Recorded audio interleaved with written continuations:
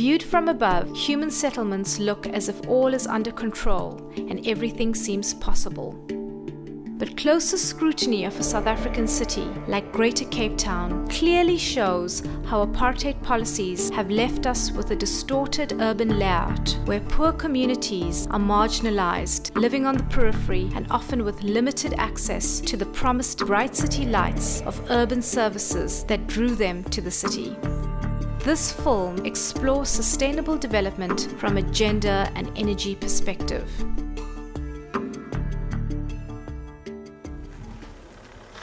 In 1990, when Nelson Mandela was released, all South Africans voted for a new constitution fueled by the will to turn wrongs into rights.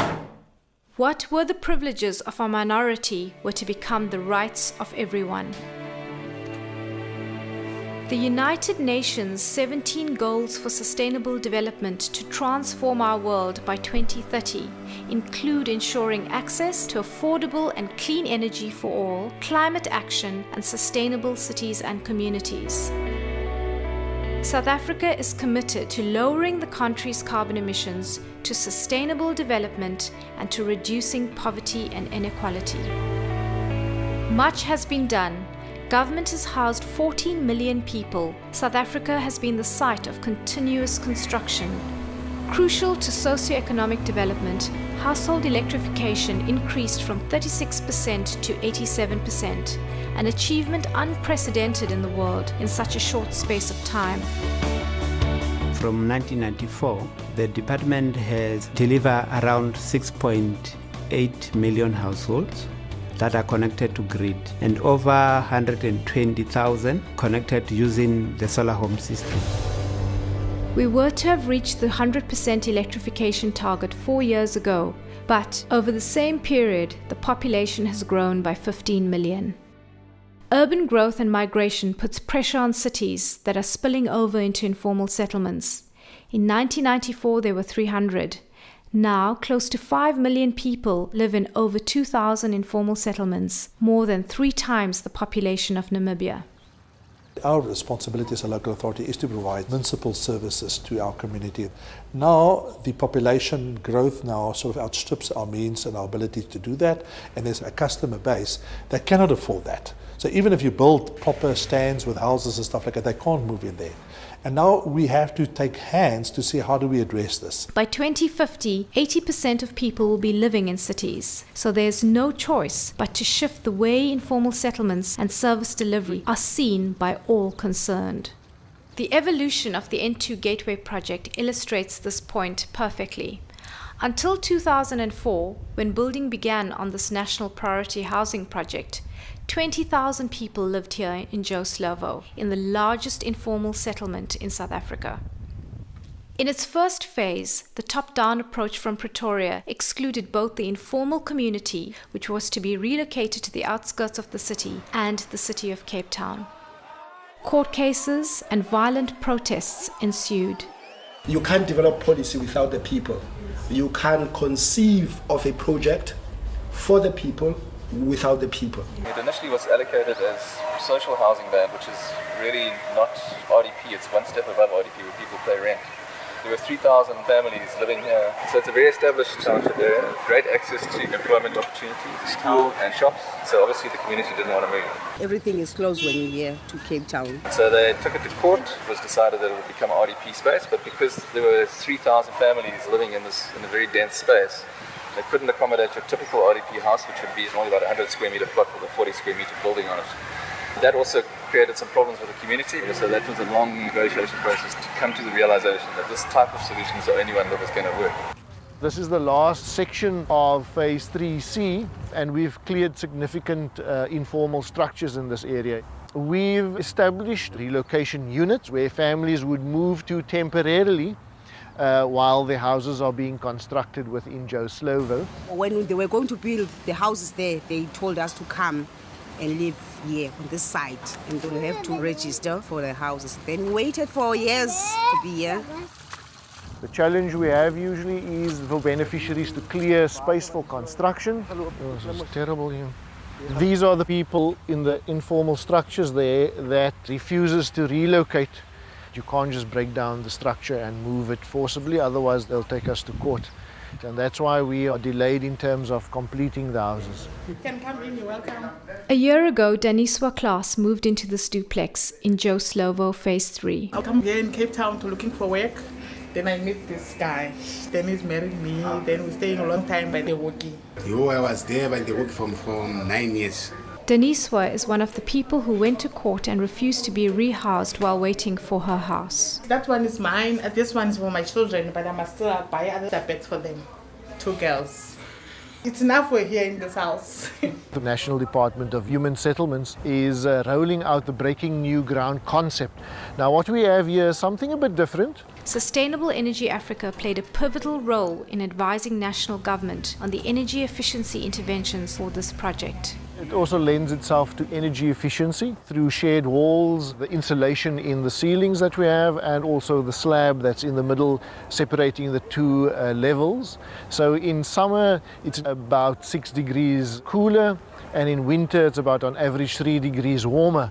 We've added solar water heaters, which is not part of the normal Breaking New Ground concept. Also solar lighting, so when people come out at night, children play, there's lighting for them in the courtyards. Yes, I'm so safe because the taxi can put me here now. Then I can open my door, then I can get in there. I'm safe with my children and my husband here at home. Yeah, I am enjoying to live here. I'm very, very happy. Joe Slovo was a prime example of cooperation between business, national, provincial, local authorities and communities, prioritizing sustainability and clean energy.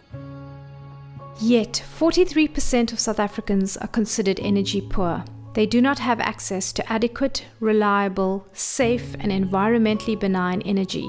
This is because energy poverty is not just about access to clean energy, but also includes affordability. What realistically can we do through this project, through the funding? At a workshop in Johannesburg, Sustainable Energy Africa, together with other stakeholders of the energy sector, brainstormed the ways energy service delivery could be improved, part of a new project that they have embarked on. And it becomes inaccessible to our people. There's the affordability, there's the accessibility constraints. The issues are many and involve where housing is built for the poor, what happens in informal settlements, To encourage even people to pay. and the ability to pay for electricity. Energy is central to human development. It powers all our industry, our business, but it also is absolutely critical for our human growth and development. This project is really around improving energy service delivery to the poor and create gender-sensitive sustainable energy solutions. I think women in the world over are vulnerable in every sector, not just energy. So we've always looked into those issues, more especially from a gender perspective, in seeing what energy choices people can make and what still constrains them. We are excited to be working with Sustainable Energy Africa on this project.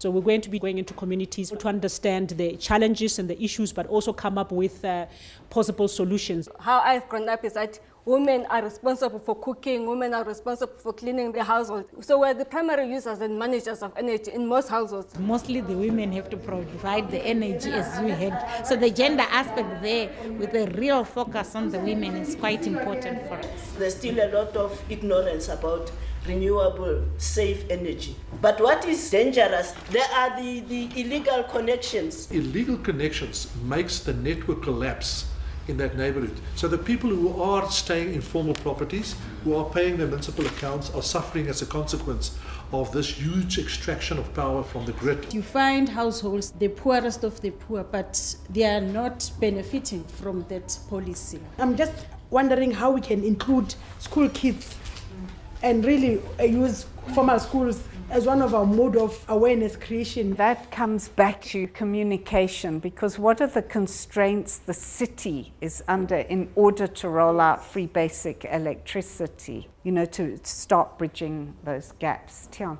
We've come to the realization that the city's processes is not adequate and strong enough to open up its door to the lower income people who are entering the city with a hope for a better life. We've been grappling with the informality for years, because legislation also prevents you to spend money in these illegal situations. As a department, we really need to think out of the box to say, now we need to shift from us giving the normal electricity and come up with new technologies that will also assist those people that are residing within the informal settlements. Going along this route is a new path. It's new for all of us. It's different from the conventional and the traditional. And I'm telling you that how you deal with the people aspect is probably going to be the biggest learning curve for us in order to establish these kind of practices. It is clear that plans and decisions made today will shape communities and the economy well into the future. And if change is to happen, it needs to stem from local government at the micro level. Local government is the sphere closest to the communities it serves, and this is the space for innovation and change. The iShack project at Nkanini is a partnership between the Sustainability Institute at the University of Stellenbosch and the municipality, which could have far-reaching impacts. Rather than building RDP developments on the outskirts of towns far from economic opportunities, pulling people out of their existing communities, how can we actually upgrade informal settlements? Especially a place like this, which is in a very sort of a hilly terrain, it's even more difficult and expensive using conventional technologies and infrastructures. So that was the kind of entry level for the idea of saying, okay, let's look at an alternative way of incrementally upgrading informal settlement using green technologies, which don't rely on lots of planning up front and which are more modular and scalable. The pressures of rapid urbanization and service delivery crises are forcing this more pragmatic and incremental approach. I'm a maintainer. I have to know how to install a system, maintain a system, and also how to contract clients. Apart from ushering in new solutions to energy poverty, this shift has the potential of providing much-needed employment in local communities. It is a challenge because, firstly, when they come in, you have to educate them that it's not your normal Eskom electricity, it's something that you need to take care of. The combination of solar lighting and gas cooking has made Sylvia Impitolo's life easier and safer. Before that one, I used that flame. That one is dangerous more than the gas. Last year, my shack was damaged for fire. Maybe 54 houses were burning. When I go to Eastern Cape, I leave that children safety. That one is not dangerous for them. This is our TP box, our distribution box. We have a panel, it generates electricity, then it comes to the TP box, then it can store the electricity to the battery. On 12.4, it's medium, so we can use your TV for 2 hours. Then 12.7, it's good. You can use your TV for 4 hours. I know. Every time you want to switch on your lights, you come to your box and then you just check, okay, my battery is on 11 point something. So I can't watch TV, I just switch on one light. I'm going to pay monthly 130. I'm happy to pay it. It's the right most because if I have an electricity because I'm going to buy the electricity also, that's fine. An indigent household, you should get a certain amount of free basic electricity every month, which is around 50 kilowatt hours. What we need to do is to do some of the work to step towards that standard using this different technology. I use that for watch my TV and light and I charge my cell phone also. If we can get that right with that small entry level, and then there's no reason why, even if a shack remains a shack with solar panels, and that together with sensible cooking fuel, together with a solar water heater, is more than enough to equate to those 50 kilowatt hours of free electricity.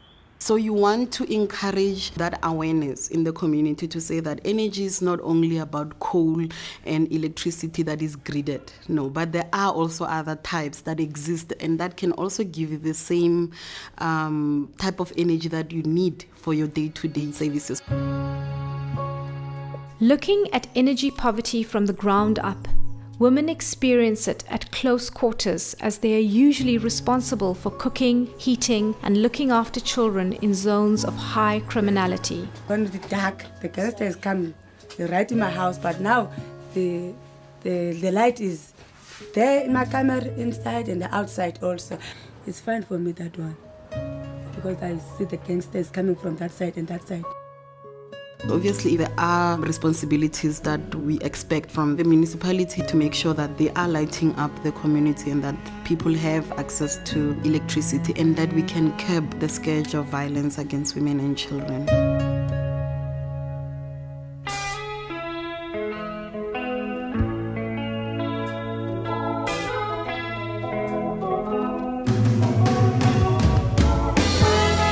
Further north in Limpopo, the expanding hybrid municipality of Polokwane is 59% rural. Campaigning was at its peak just before local government elections, and service delivery on every party's agenda.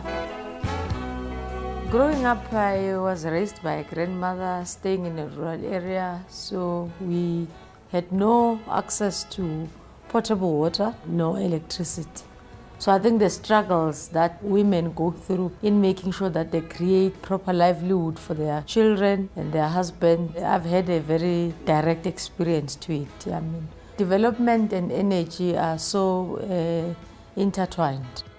Below the placards at ground level, Sustainable Energy Africa, in partnership with academics and authorities, collated crucial information in a survey they presented back to the community. It's 1,500. These findings will shape progressive energy poverty and service delivery policies. And then solar cooker. The major message in today's workshop is that while the municipality and Eskom have done an incredibly impressive job in electrifying, people are still too poor to afford energy. If you look around, you'll see that the trees have been hammered. So how can we reduce that cost on a household while also reducing the impact on the environment? Those are the solutions that were presented today. Most people end up using paraffin, coal, wood and kangaroos to supplement the electricity so that they can meet their monthly household needs. So between the municipality, the University of Limpopo, Sustainable Energy Africa, Hlangi really drove that from our side. And then we were also working with the province. You need all the partners, both from local government, traditional authority, and provincial government and national government, to make sure that we run the processes together and make sure that we create awareness of what are the alternative energy models that have been used even in other countries, so that we can be able to learn and benefit. What is actually making us so happy is the involvement of the municipality, rolling out solar panels last 48 hours. with energy ambassadors, providing some of the technology that you saw today. Hopefully, with people getting exposure, they get used to making use of these new technologies and in the process save our environment. I'm an energy ambassador of the Sustainable Energy Africa. I believe that the more the information comes from someone whom they trust, someone whom they can relate to, the more they can understand it, the more they can believe the information. These technologies, the important thing is that actually they need acceptance in the area. So we're hoping that with the energy ambassadors going around and showing people how to do them, people start to see them not as a poor people's alternative technology, but as something that they can actually use to save energy in the household. Most of the audience that we had today were adults. So maybe we have an awareness program for the students and manage to capture them while they're still young. I'm sure they can also advise the parents and implement it at home. People are sticking to the ways of spending more money on wood than on electricity because they feel that the food is real when they get the smell of the wood.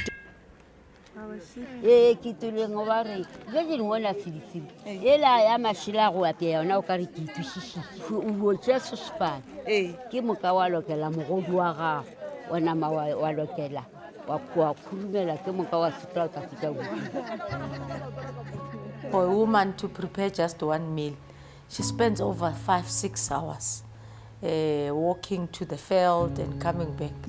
And as a result, that limits other alternative things that this woman could have done for this day in making sure that she develops her society and even herself. We know people are striking about service delivery, but no one is talking about energy poverty. Almost 70% of the community who are supposed to actually get free basic electricity, but they're not accessing it. Maybe because of ignorance, they don't know how the systems work.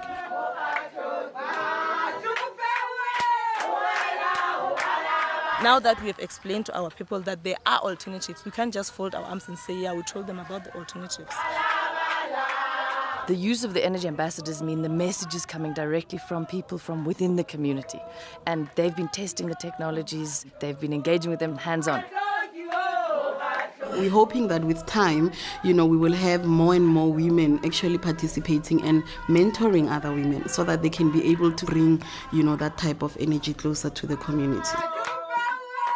I am into the idea that we can make the wonder bags. Start our own business. If we can get the finances, if we can get the material, someone to teach us. There are different institutions that we're working with that can bring that capital closer where people can actually access it. My one anxiety about this kind of a project is you go in, it's a good idea, but then 6 months down the line, it's abandoned, the hot box is under someone's bed. And to me, that's the role of the total local ownership of the project. The municipality is bought in. In fact, they're driving it. We're supporting them and they're driving it. So potentially it can become part of regular municipal services. I think as a department, we are very hopeful that coming up with new innovative ways, we are really going to crack this in terms of penetrating to all those areas that are really currently not having this form of energy. Sometimes it takes the vision of one person to change the lives of thousands of people. Kwena Ramara presented a simple, free basic alternative energy package to the community of Aganang as a solution to the dire energy poverty of households in the unelectrified rural extensions of Greater Polokwane. This is a new settlement with nothing. Like electricity, they don't have it. As a councillor, it is my responsibility that I should report it to the municipality and put it in the IDP. The project originated from the community's plea because they were saying that you can give people who are connected to electricity free basic electricity. But we are not connected, we have got nothing, and then you don't care about us. Then I started to do some researches. So the alternative energy is the one that you can use while you are not yet connected on the grid electricity. I initiated my idea to the municipal council, and then I got a buy-in from the technical manager because she was a woman who understands what is happening, what I'm talking about. Then she helped me a lot to convince them. We are from the rural background. We don't have enough money. So we go to the field down there. And as a woman, it's not safe to go and collect wood. Sometimes our women get raped, beaten by snakes, and you can see down there, just have a look. Traveling too far to collect those things, coming back late, children are from school, there's nothing, no food, nothing. The bigger challenge was to get a risk-free material for alternative energy. Coal was out, paraffin was out, cow dung out, wood out. Then I get the bioethanol gel, and then I started the project. The first package includes a free 2-plate stove, 2 solar lights, and 10 liters of gel. That's the first, we call it a starter pack. I started with them there. I was using the paraffin stove, and it was smelly. So this one is perfect. In the beginning, it was not that easy because people were saying that you are bringing this because you don't want to give us grid electricity. But I convinced them, telling them that electrification is a program with processes. Can't you use this one while waiting for grid electricity? She's studying, and last year, her younger sister, she just passed with distinctions using this. So it's much better than the candles, and it's much safer. So this is her certificates from grade 11, and then she passed with 4 distinctions. She's now at University of Limpopo studying law, and she's doing great, thanks to these lamps. If you don't have electricity, we've got the alternative free basic energy, which is good. And we're proud of this. Look up, you see the sun is shining. Look up, see the sky is blue. Look up, the sun is raining money. Look what the sun can do for you. Come on everyone, we got power. We have got power to choose. Choose a brighter future for Cape Town. Put a solar water heater on your roof. Get your piece of the sun. The sun will save you money every day. Get hot water all day long. Get solar water heater, you can't go wrong. Get your piece of the sun.